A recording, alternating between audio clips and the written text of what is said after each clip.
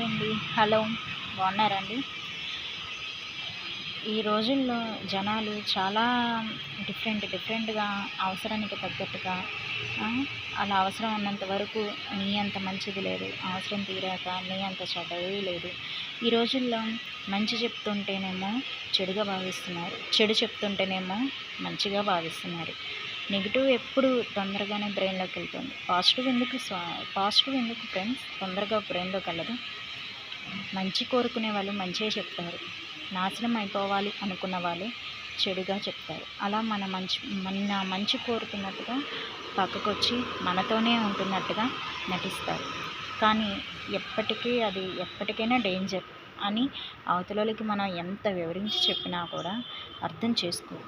మూర్ఖులు చాలా కఠినంగా ఉంటారు. మూర్ఖుల మనసుల్ని ఎవ్వరూ మార్చలేరు కదా ఫ్రెండ్స్. అలాగే మనం ఎంత ట్రై చేసినా కూడా మనుషుల మైండ్ సెట్లు, మనుషుల మనస్తత్వాలు మారవు ఫ్రెండ్స్.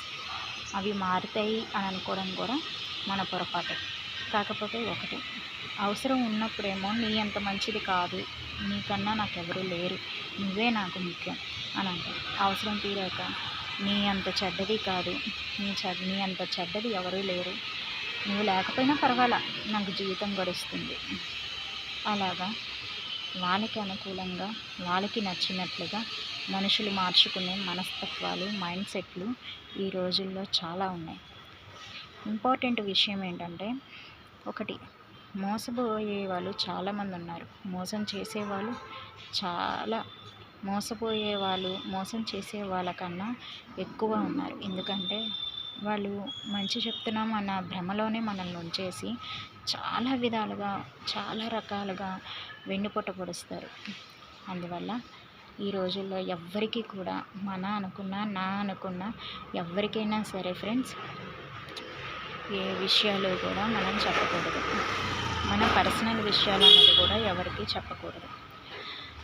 ఓకేనా ఫ్రెండ్స్. మనం అనుకుని చెప్తాం, కానీ అది అవతలోళ్ళు చాలా పాయింట్ తీసుకొని అది అవతలకి లూపోల్స్ వచ్చేటట్టుగా, మన వీక్నెస్ పాయింట్గా మనం చెప్పినవే మనకి మైనస్ చేసేటట్టుగా చేస్తారు. ఎవరికి కూడా మన అనుకున్న విషయాలు ఎవరికి కూడా షేర్ చేయకుండా ఉండడమే మంచిదని నా అభిప్రాయం. ఇంకా తర్వాత మీ ఆలోచన, మీ ఇష్టాలు ఎలా ఉన్నాయో కామెంట్లో పెట్టండి ఫ్రెండ్స్.